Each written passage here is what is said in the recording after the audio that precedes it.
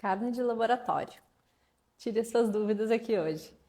Eu decidi fazer essa live aqui porque eu recebo seguidamente quando aparece alguma notícia na mídia falando sobre carne de laboratório, carne cultivada ou carne in vitro, eu recebo algumas perguntas. E por mais que eu tenha alguns posts aqui, acaba que fica repetindo aquele post. Ah, lê nesse post, vê isso aqui. Então a minha ideia principal nessa live de hoje é uma conversa. Fazer aqui quase que como um passo a passo, assim, desde o início, o que é a carne cultivada de laboratório e responder aqui a perguntas de vocês. Por isso que eu coloquei ali esse Q e A, que é Q&A, que a gente faz essas questões e respostas para que fique algo interativo, senão vai ficar só eu falando aqui e prefiro que vocês perguntem. Oi, pessoal, tudo bom? Oi, João, tudo bem? Oi, Rafa.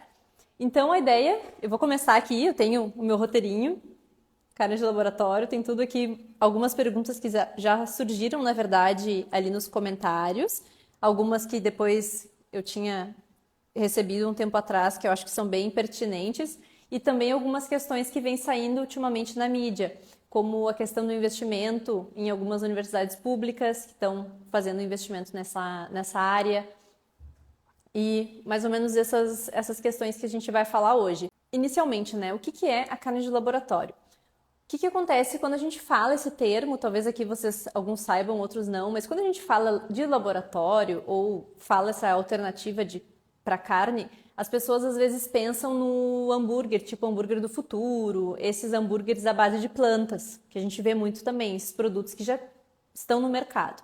Mas a carne de laboratório, ou também carne cultivada, carne in vitro, tem várias denominações que a gente pode chamar, ela é diferente, é um produto completamente diferente. E eu comecei a estudar ele, basicamente, quando eu fui para a Austrália, que eu fiz o doutorado lá, e no momento que a gente decidiu colocar, digamos assim, alternativas, pesquisar o que o consumidor achava das carnes tradicionais frente a outras alternativas do mercado. Vegetarianas, veganas, essas assim, estilo o hambúrguer do futuro, a gente também colocou a carne de laboratório. Isso lá em 2017. Então, mesmo naquela época já tinha muita informação e muitas pesquisas já falando sobre esse produto. Agora a gente vê ele mais na mídia, mas naquela época ele já estava começando aí a aparecer como uma potencial alternativa. Então a gente colocou isso no estudo e desde lá, tanto que parte bem grande até da minha tese foi destinada a esse foco de quais seriam os potenciais consumidores dessa carne de laboratório. Então, por que ela é diferente da carne, digamos assim, vegetariana ou essa base de plantas? Porque ela é feita com a célula do animal. Ela é feita com uma biópsia, que basicamente funciona assim, né? Eles vão fazer essa biópsia do animal, não precisa acontecer o abate, então tá aí um dos grandes, digamos assim, benefícios que é colocado para esse tipo de produto, porque não ocorre o abate do animal. Então é feita uma biópsia pequena e com essas células tronco, né? Um estilo de produção pode ser feito com célula tronco. Daí sim é desenvolvido e colocado num meio, digamos assim, propício para que essas células se multipliquem. E daí sim elas vão virar um tecido muscular, que afinal de contas é o que a gente come. Entende? Essa questão do músculo, a gente fala, a carne nada mais é do que essa emaranhado, digamos assim, das células. Tem toda uma questão aqui de que tipo de carne eles vão conseguir fazer, porque a gente sabe a importância aqui, né, do marmoreio e do músculo com a gordura, então isso é uma questão bem mais, digamos assim, complexa do que parece.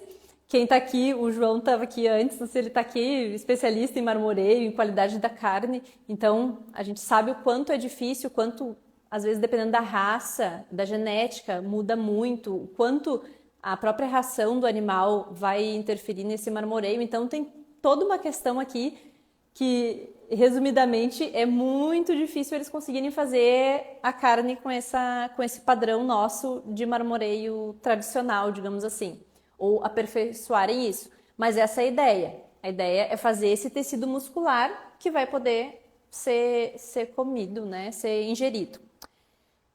O que mais? Quando a gente fala Da origem dessa pesquisa, quando que começou?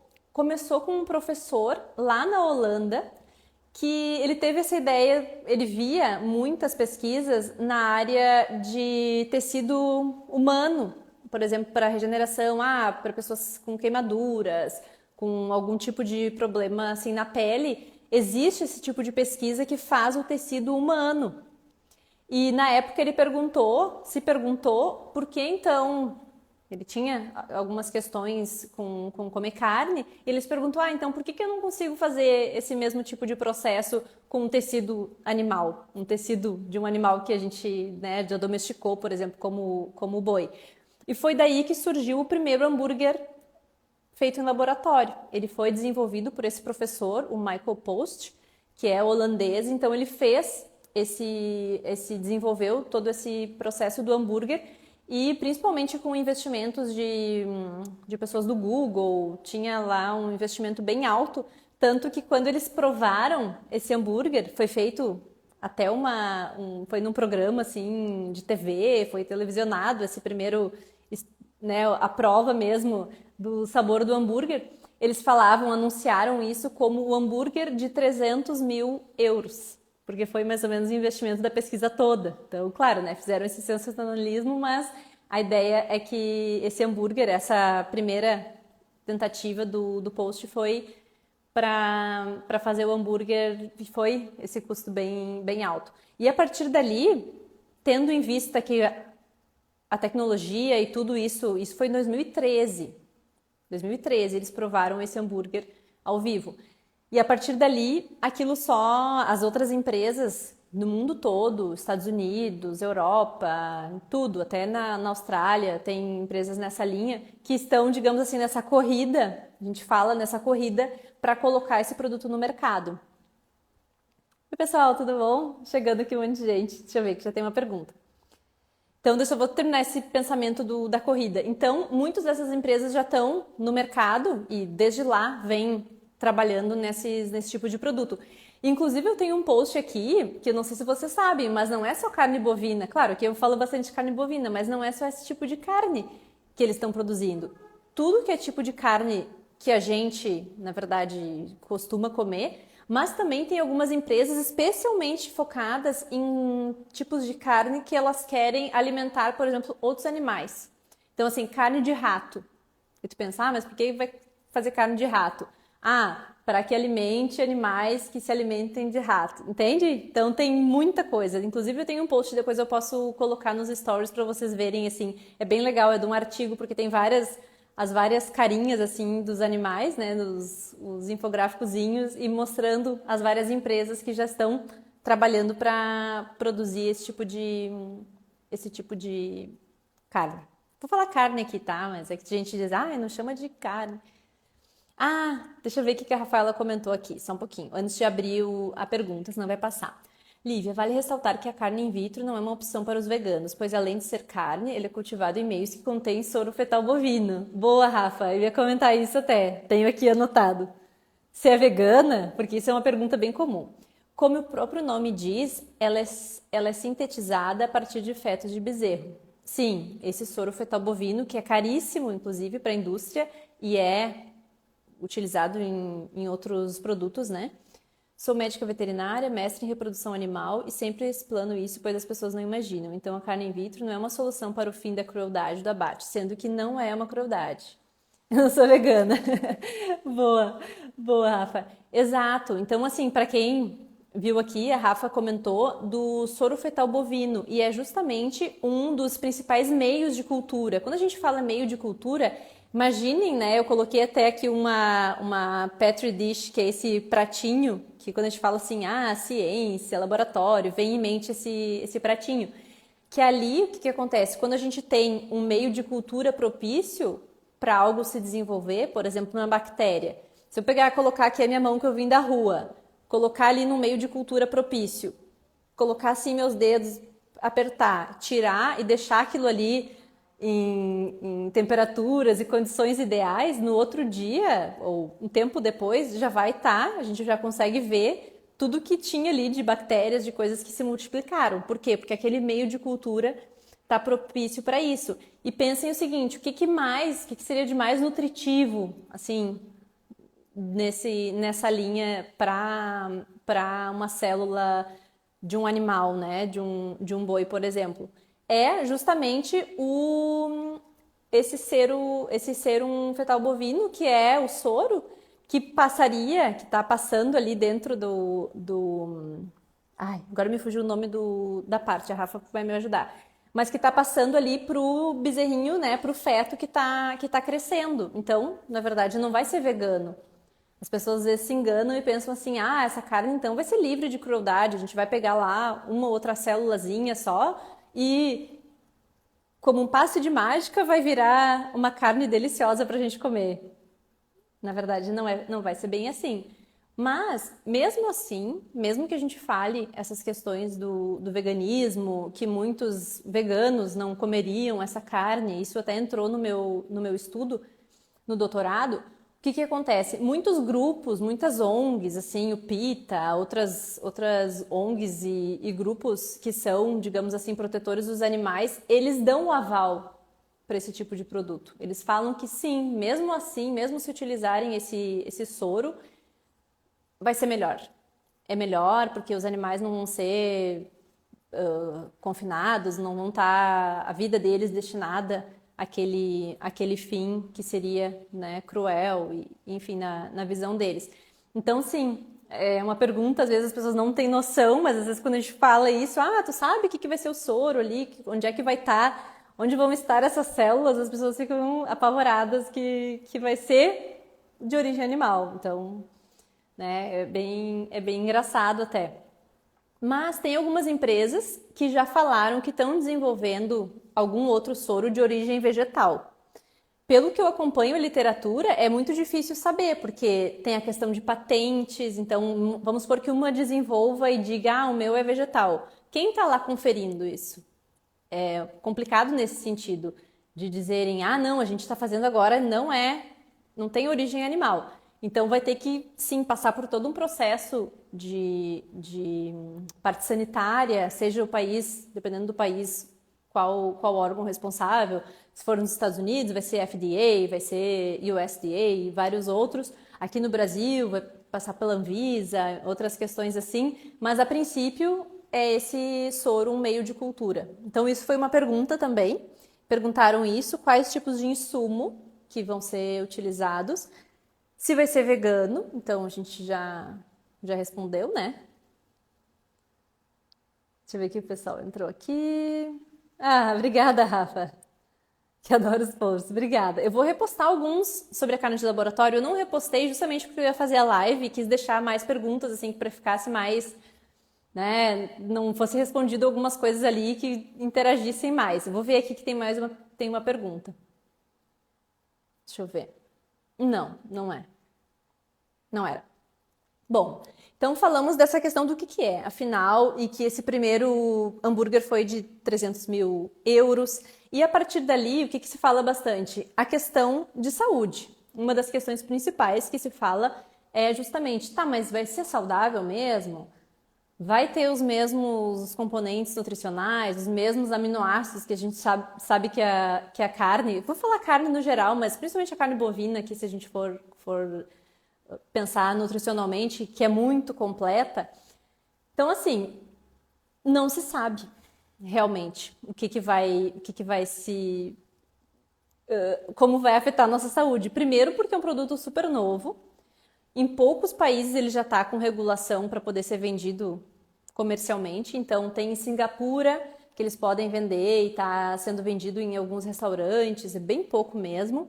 Em Israel e nos Estados Unidos também começou. E tem uma empresa que está fazendo tipo estilo um nugget, que ela mistura carne de frango e outra carne, tipo um híbrido daí sim com plant-based, daí sim com um pouquinho à base de plantas, porque é muito cara essa carne de laboratório.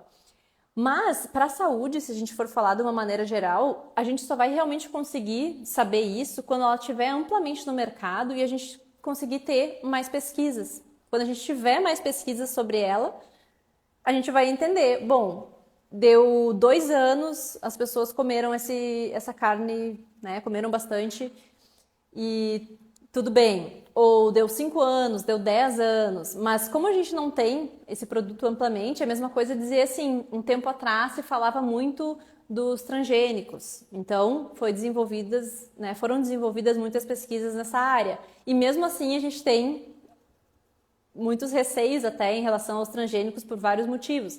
Mas é mais ou menos nessa linha. Como a gente não tem ela amplamente no mercado, a gente não tem como ter tantas pesquisas.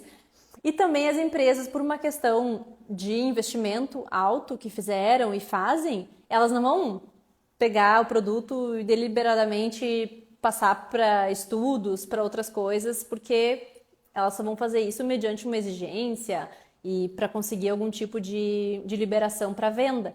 Então, essa questão da saúde realmente é muito complicada. A princípio, a gente pode dizer o seguinte: vai ter a mesma genética, porque são células dos animais? Vai. Vai precisar de soro fetal bovino, parecido com o que as células dos animais utilizam? Vai precisar e vai provavelmente ter uns nutrientes ali oriundos disso. Mas vai precisar de antibióticos, de outras coisas, porque vai estar num meio ali que vai estar se multiplicando de tudo, não só as células, mas outras coisas? Vai. Que não vai ser o animal como ele está na natureza, vai ser algo ali que a princípio vai ser controlado, mas não se sabe o quanto isso vai ser ou não seguro, entre aspas. Então, essa questão da saúde fica muito em aberto. A gente não tem como saber. O que se diz muito é o seguinte: as pessoas que vão comprar, vão comer, assim, mais no início, quando isso estiver no mercado e amplamente colocado, vão ser realmente umas cobaias, porque a gente não tem como saber. Não tem mesmo. Então, essa questão da saúde aí, eu diria assim, eu não vou comer. Não sei se alguém aqui vai comer, vai se arriscar, mas tem um professor que estuda bastante sobre essa área e eu revendo aqui algumas coisas, eu vi um post e tinha um comentário dele dizendo: estudando isso a fundo, eu não vou comer e também meus filhos não vão comer. Então, eu tô com ele nessa. Se vocês quiserem comentar aqui se vão comer, comentem, que eu fico bem curiosa. Ah, veio uma pergunta aqui do Caio. Oi, boa noite. Qual seria a lista de ingredientes na embalagem de uma carne de laboratório? Caio, assim, a lista de ingredientes vai contar, no caso dessa que eu comentei agora, se é um nugget, por exemplo. Imagina um nugget sendo vendido que contém carne de laboratório feita, né, a partir da célula da galinha ali, do frango, e um pouquinho, ou uma mistura, na verdade a maior parte, vem às vezes dessa base vegetal, essa base de plantas, né? Como se fosse um desses hambúrgueres vegetais que a gente vê no mercado para vender. Vai ser aquela lista grande do hambúrguer vegetal, se for pensar nisso, né? Nessa linha, assim. O que mais for ali pro nugget em volta, acho que farinha, alguma coisa assim, né? Que vai, tipo, para empanar. E o frango em si vai dizer carne de frango. É daí que eles não precisam dizer outra coisa. Ou se tu vai comprar uma carne de frango, tu não vai ver lá a ração que o frango comeu, né? Tu não vai ver na lista de ingredientes milho, não sei o quê. Tu vai ver carne de frango. Então essa é a lista de ingredientes. Quando é misturado assim, que eles chamam híbrido, vai ser o laboratório, a gente está chamando aqui, né, in vitro, cultivada, mais essa plant-based, mais essa base de plantas. Quando é híbrido, a gente chama assim. Daí vai ser essa lista de ingredientes. O que mais? Então, a questão da saúde, a questão dos insumos, falamos. A questão ambiental. A questão ambiental sempre dá pano para manga, né? Porque é bem controversa, assim. O que a gente pode dizer? No geral, quando a gente fala na percepção, digamos, das pessoas, a gente tem todas aquelas questões que eu falo bastante aqui, né? Dos mitos. Que os animais, que os bovinos tem a questão do metano, do gás de efeito estufa, que são problema, toda aquela questão, aquela narrativa que a gente ouve bastante. Então, essa carne, por assim dizer, ela se coloca como um benefício não ter a vida inteira dos animais, ou a vida inteira daquele animal que vai lá no final ser abatido para gerar carne. Ela diz o seguinte, de um biópsia ou de um animal, a gente vai conseguir fazer muitos. Então vai ser assim algo exponencial, algo, né, um milagre assim. Mas tem uma questão muito importante aqui. Por quê? Porque ela vai demandar muita energia. Quando a gente fala da produção de uma carne de laboratório dessas, uma carne cultivada, não vai ser bem um laboratório, imaginem assim como grandes bioreatores, assim, biodigestores, não bioreatores, biodigestores, algo como mais parecido quase como uma fábrica grande de, né, quem já foi numa cervejaria, assim, algo naquele estilo. Então, esse tipo de fermentação, esse tipo de processo, todo que vai ocorrer até aquelas células virarem um produto comestível, virarem a carne propriamente dita, isso vai demandar muita energia, muita. E, inclusive, eu deixei aqui anotado, tem um estudo de 2019 que está na minha tese, a gente analisou e colocou lá os resultados dele, que é mais ou menos assim, eles analisaram vários tipos de produção, vários tipos de sistema de produção de carne bovina em todo o mundo, inclusive brasileira, tem aqui no Brasil, tem na Suíça, tem vários tipos. E colocaram junto um análise de ciclo de vida, né, que seria de tudo isso, de tudo que vai utilizar de energia, na análise de ciclo de vida mesmo da carne final. Tudo que utilizou de energia, tudo que emitiu de energia e compararam então com essa produção da carne de laboratório. Imaginem o que deu, qual foi o resultado final. Resultado final, concluíram o seguinte, no curto prazo pode até ser que ela produza bastante, mas no longo prazo o impacto vai ser muito maior. Por quê? Justamente pela base, pela importância que a gente tem que dar a entender essa questão do metano, que o metano, sim, ele é potente, mas ele tem um ciclo de vida muito curto. É muito curto, é de 10, 12 anos, ele entra de novo naquele ciclo biogênico que eu já falei aqui várias vezes, tem post sobre isso, tem infográfico explicando. E quando a gente fala numa energia, principalmente uma energia de uma fábrica, de uma indústria, vai ser uma energia que vai emitir dióxido de carbono, CO2. E o CO2 não vai ficar por 10, 12 anos, vai ficar por 1000 anos. Quando ele realmente tem essa dispersão, ele não volta, não é um ciclo. É muito diferente dos animais.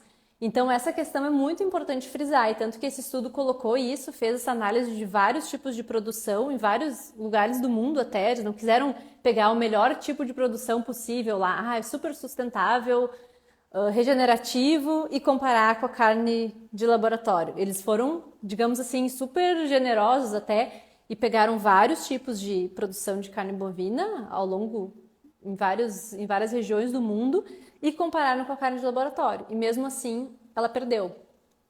Nesse sentido, já foi um grande...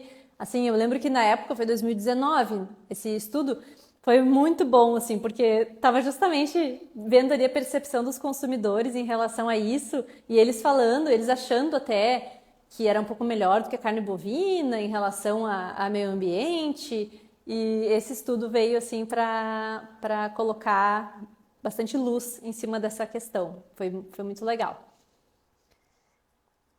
Então tá. Questão ambiental, o que a gente pode falar mais?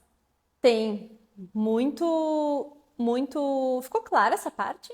Essa parte das emissões? Acho que quem já viu algum infográfico aqui já tem bem essa ideia, né? Do ciclo, do carbono, a diferença que é de uma emissão normal, digamos assim, de combustíveis fósseis e, digamos assim, de uma fábrica com o metano que é arrotado pelos animais.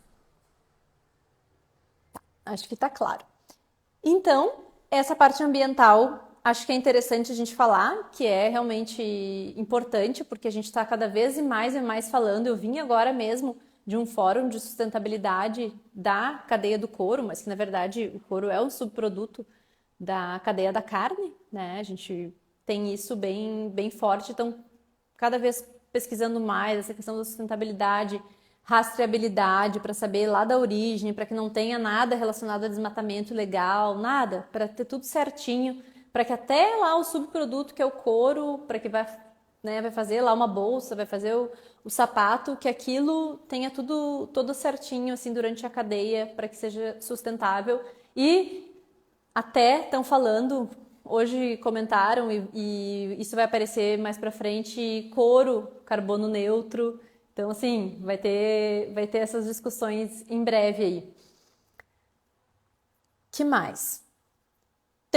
Tem outra questão que é bem importante, que é a questão econômica. Não sei se vocês têm mais alguma dúvida, se tiverem, vão escrevendo aí, daí eu vou passar para a questão do preço. Ah, antes de falar do preço, eu vou dizer o seguinte: o que apareceu na minha pesquisa com mais de 1.000 australianos? A gente fez essa pesquisa, tinha algumas questões específicas de carne de laboratório e outras que não tinham nada a ver com carne de laboratório. Mas de laboratório, a gente fez uma pergunta que ficou bem legal até os resultados, quando os resultados chegaram, foi bem interessante a gente analisar, que ela falava o seguinte: de vários itens, de mais de 25 itens mais ou menos, de um questionário padrão que se tem para motivação de provar ou não um alimento, a gente usou lá esses 25 itens e a ideia era perguntar o seguinte: bom, o que te motivaria a provar esse produto? E a gente explicava o que era o produto. Não era assim, a pessoa não sabe o que é, a gente pergunta se ela quer provar ou não. Não, a gente explicava. Tem esse produto que está sendo... A gente colocava uma descrição bem neutra. Não era assim, é um produto maravilhoso que está chegando no mercado. Uma maravilha. Ou, é um produto que não se sabe bem, não sei o quê. Não, era uma bem neutra, dizendo: o produto está sendo desenvolvido, é feito assim, assado, as empresas desenvolvem ele, vão passar por aprovação para venderem em breve, algo assim. E, gostaríamos de saber se provaria esse produto, se te motivaria a comê-lo, por quais motivos. Então, se ela falasse sim, eu comeria. Então, vai lá para esse questionário, para essa lista, na verdade, de 25 itens, por quê? Então, o primeiro que ela apontou, o segundo, o terceiro, então tinha ali o ranking, digamos assim. E conforme as pessoas iam alocando mais, eu compraria por uma questão de preço. A gente ia colocando ali, número 1, preço, preço, preço. Número 2, tal, tal, tal. Isso foi a pergunta. E olhem os resultados. Olha que interessante, esses 5, são 5 itens, tá? Que mais foram indicados, por que elas provariam essa carne? Primeiro, preço. Ou seja, elas acham que vai ser um produto mais barato que o produto tradicional. Segundo, bem-estar animal. Bem-estar animal é sempre citado. Então, aquilo que eu falei no início, não vai ter a ver com abate, ou, entre aspas, né, porque a gente falou do soro também, mas que não vai precisar matar o animal. Essa é uma questão do bem-estar animal.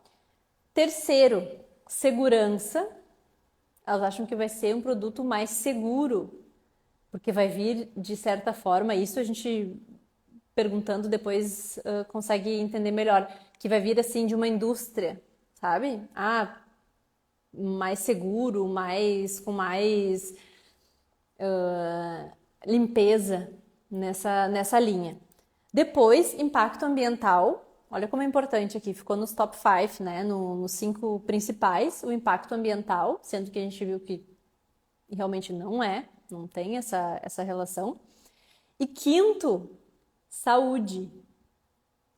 Algumas acham que vai ser mais saudável do que a carne tradicional.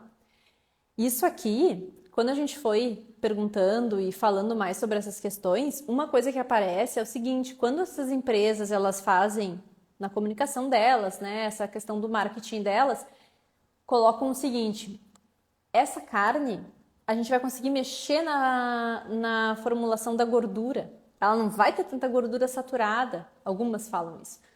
A gente vai conseguir colocar mais ômega 3, gorduras poliinsaturadas, que não sejam saturadas, que a gente sabe que faz mal para o coração. Então isso, às vezes, pega a pessoa. Pega aquela pessoa que acha, por exemplo, realmente, Não como muita manteiga porque é muita gordura saturada. Ah, não como tal carne porque tem aquela muita gordura saturada. Então, isso é uma questão muito preocupante, eu diria, porque a gente sabe, talvez vocês tenham aqui alguns que já viram algum post meu, de outras pessoas nessa área, nutricionistas, médicos, que estão falando mais e mais sobre isso, dessa questão do quanto errado foram essas diretrizes que vilanizaram gordura saturada, em detrimento colocaram margarina, botaram óleo vegetal, tudo que hoje se usa nesses ultraprocessados e que na verdade são muito deletérios para nossa saúde, tanto em relação à saúde cardiovascular quanto em outras doenças. Então, assim, isso é muito preocupante, porque daí as pessoas vão querer comer porque talvez vai ter um pouquinho de diferença lá na questão da gordura, sabe? É muito ruim, assim, ver isso e atestar. E essa pesquisa aqui a gente fez em 2019, terminou ali por 2019, essas questões. Claro que muda, né? De 2019 para cá, talvez essas pessoas que estavam respondendo dessa forma, elas poderiam hoje estar respondendo de uma forma diferente. Talvez tivessem conhecimento, tivessem agora, até então, algum pouquinho mais de acesso à informação que mostre justamente essas questões, que não é o problema da gordura saturada, que tem toda essa questão da indústria no meio, mas na época, assim, foi bem ruim ver esse tipo de resposta, de retorno dessas pessoas falando sobre isso, da saúde, ser uma questão importante. O que mais? Então, preço, só para relembrar os 5. Preço foi o primeiro que elas acham, que a gente vai falar agora mais em detalhes. Depois, o bem-estar animal, a segurança, o impacto ambiental, que também sempre aparece, e a saúde. Então, esses 5 aí foram bem citados, os mais citados, na verdade, entre esses mais de 1.030, mil e poucos, não, 1.080, eu acho, australianos. Isso foi feito em 2019. Ah, então, falando sobre o preço. O que vocês acham? Escrevam aqui, porque não estão mais comentando nada. Escrevam aqui se tu pagaria menos por essa carne, se tu fosse comprar, né? Se tu fosse, assim, pensar em comprar, em comer. Pagaria menos? Pagaria a mesma coisa que a tradicional? Ou pagaria mais? Só para ver se vocês estão mais ou menos parecidos aqui com o pessoal da Austrália. O que eles responderam? No Brasil, a gente tem uma pesquisa recente pelo professor Sérgio, que eu tenho aqui o percentual dos brasileiros que pagariam. Vou ver se alguém responde aqui, para ver se vocês estão. Ou não comeriam de jeito nenhum. Daí não pagariam nada mesmo. Gente, agora que eu vi um monte de. Prefiro pagar mais. Ah, tá, a Mônica. Prefiro pagar mais pela carne tradicional. De boa procedência, né, Mônica? Não comeria essa. É, realmente. Estão comigo, né? Não comeria de jeito nenhum. Agroflorestando, mais pela carne regenerativa boa. Tu sabe, agroflorestando, que hoje, quando eu estava nesse fórum, uma coisa bem legal que eu achei, assim, que eu gostei bastante, tem um projeto dentro da Minerva que eles estão fazendo, acho que é Renove o nome, Renove.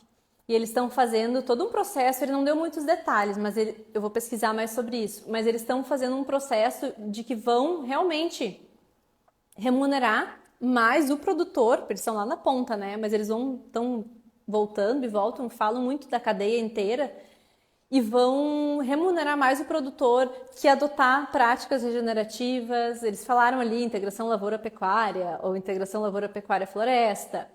Falaram da questão do carbono neutro, então talvez algumas formas até de auxiliar o produtor a mostrar que ele é carbono neutro, porque às vezes dependendo do que ele faz não é nem difícil, né, da gente ter já isso. E ele consigam remunerar, porque muitos acontece bem isso, assim, a gente não é remunerado nem lá na ponta pelo consumidor, quem dirá na cadeia. Alguns não fazem, não tem incentivo financeiro nenhum, que é um incentivo super importante, a gente tem que valorizar. Então, que bom que tu mencionou isso da regenerativa, me fez lembrar desse projeto. O Rafa falou, não comeria de forma alguma, só a carne in natura tem os benefícios à saúde. É, eu acho também, Rafa, que é bem, muito, muito diferente. Oi, Thali!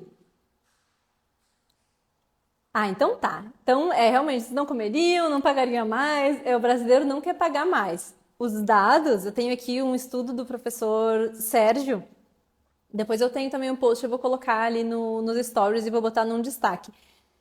Um dos principais resultados do estudo é que 71% pagariam menos pela carne de laboratório. Então, assim, foi um balde de água fria, né? Para quem estava querendo ler o estudo e ver, assim, as pessoas dizendo que iam pagar mais pela carne. Mas não, pagariam menos. Então, assim, se for super barato, mais ou menos nesses termos, né? Se for super barato, alguns até provariam, assim, e prefeririam talvez essa alternativa a uma muito cara, né? Ou a alguma outra carne.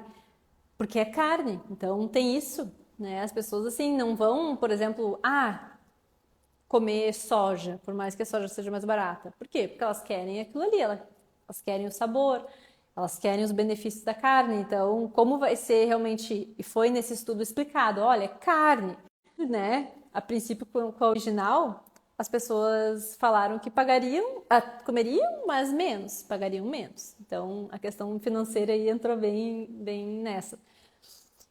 E a questão do investimento, eu queria terminar com essa. Eu acho que é isso. Da minha parte, eu coloquei aqui alguns temas que eu acho os principais. E a parte do investimento, eu acho importante a gente mencionar. E uma coisa também, essas pessoas que se disponibilizaram a comer ou falaram que estavam a fim de comer. Tinha um grupo lá na Austrália, quando a gente perguntava da intenção de compra, eles estavam super afim. E esse grupo era pequeno, foi 12% da nossa amostra, então assim, daria para dizer 12% da população na época, né? Uma amostra compatível à população. Mas olha que interessante o perfil. Homens, isso era uma coisa assim bem, bem alto até. Uns 70% eu acho desse grupo eram de homens. A maioria, claro. Terceiro grau completo. Então eram homens que tinham uma educação alta, considerada alta, mesmo que na Austrália tenha um nível educacional bem alto até. E área urbana, que é talvez bem interessante, porque a gente pensa assim, a pessoa realmente não sabe como lida, não vê muito a questão rural, não entende, por mais que na Austrália tenha muita produção de carne bovina e tenha muito essa questão do campo, muitos são do urbano. Então, muitos que responderam justamente ficaram nesse grupo aí do urbano, que às vezes não conhece muito mesmo, né? Quer provar e estaria ansioso até para provar. A gente chamou assim de early adopters, né? Aqueles que vão adotar essa tecnologia, adotar esse produto, consumir ele logo, cedo, assim que sair no mercado. Mas era isso, de perfil, assim, digamos, do consumidor. Tinha um que era, assim, mulheres mais velhas, um pouco mais velhas, né? E tinha, assim, um perfil que era, assim, de jeito nenhum. Não vou comer. Então tinha um grupo bem, bem legal, assim, completamente né? Tinha aversão a essa carne. A questão do investimento, eu queria trazer aqui também, porque o que aconteceu? Esses dias mesmo me marcaram em um Reels de acho que era do prefeito até. Acho que era do prefeito de Florianópolis. E tava dizendo ali, tava comentando, ele tava assim na frente de um X, né? Comendo um X, não sei o quê, falando, que daqui a pouco vai ter um X de laboratório, bife de laboratório vai ser feito aqui, e falando do investimento. Enfim, não sei se vocês viram esse vídeo, que foi até assim, tinha bastante visualizações quando eu fui lá marcada. E foi uma das coisas que eu pensei, né? Dizia lá que era um investimento, depois eu fui investigar e fui dar uma olhada melhor, mas dizia que era um investimento. Um estudo junto com a Embrapa, e era um investimento, dinheiro público, né, do FINEP. E eu fiquei pensando, né, uma notícia que saiu lá em 2021, que era que a JBS tinha comprado uma empresa espanhola que vão entrar nesse mercado, nessa corrida aí de carne cultivada. Eu fiquei pensando, né? Por que precisa de financiamento do FINEP para esse tipo de pesquisa aqui? Tem muito, tem muita empresa já interessada e querendo participar, querendo mais para frente entrar nesse mercado, né? Muitas até que produzem, que tem a tradição aqui, a pecuária, e tem essa tradição. Eu, pelo menos, acho assim absurdo que tenha dinheiro público envolvido nesse tipo de pesquisa, sendo que a gente não sabe, nem até algumas pessoas comentaram aqui quando eu coloquei ele no story, né? O Brasil deveria investir nisso, porque alguns estados, né, países assim, alguns estados com E maiúsculo estão investindo dinheiro do pagador de impostos para financiamento desse tipo de produto. Sendo que no Brasil, você sabe a importância que tem pecuária, né, gado de leite, gado de corte, todos os produtos envolvidos na pecuária, a gente comenta aqui sobre isso e eu fiquei pensando, nossa, é meio assim um pouco absurdo. E inclusive os comentários são bem engraçados. Depois tem alguns posts que comentam e que repercutem essa notícia de que a gente está investindo, né, fazendo bife cultivado, e os comentários são muito engraçados. Tem uns assim, espero realmente que essa pesquisa dê errado. Tipo assim, é bem nessa linha, sabe, pessoal? A pecuária ou o agro leva o Brasil nas costas e estão investindo nisso. Não, é um absurdo. Então, assim, é engraçado a gente ver ali, ler os comentários que o pessoal ficou indignado, assim. Eu realmente não fui a única a ver isso assim com maus olhos. Então, essa questão do investimento, para mim, assim, é privada a empresa, quer fazer com o capital dela o que ela quiser, tá, assim, vista no que ela acha que vai dar certo. Agora, olha o que está sendo a queda lá das ações das empresas tipo Beyond Meat, né, que faz o Beyond Burger, aquele à base de plantas, ou outras empresas também à base de plantas que fazem esses substitutos, assim. Olha o que está sendo isso, as ações já estão mostrando, refletem um pouco dessa interação no mercado e a gente vai estão decidindo botar dinheiro público, assim, um fundo público milionário, assim, nesse tipo de produção. Então, acho que a gente tem que ficar atento. Eu acho que uma das questões assim que eu quis trazer essa questão do investimento aqui era justamente para isso, assim, para ficarem atentos, o pessoal que é aqui da área, que é da indústria, seja produtor mesmo, que a gente, né, esteja na cadeia, digamos assim, mas que fique atento a isso. Porque não é assim, será que é uma ameaça? As pessoas às vezes perguntam, né? Mas essa carne é uma ameaça? Será? Poxa vida, é uma ameaça. Porque as pessoas, assim, se continuarem nessa linha de investimento, por mais que não seja economicamente viável, ficam injetando dinheiro público não tem, o lastro realmente, se a gente fosse pensar, não existe. Então, assim, fica investindo ali, vai fazer alguma coisa que talvez não fosse viável economicamente, né? Não seria sustentável. Se a gente fosse lembrar da sustentabilidade, que são os 3 pilares, né? O econômico está aqui, então por que vai ficar injetando dinheiro público numa coisa que já tem outras tantas empresas fazendo, privadas até, do Brasil? Então, enfim, essa questão do investimento aí eu quis trazer porque realmente me deixou bem...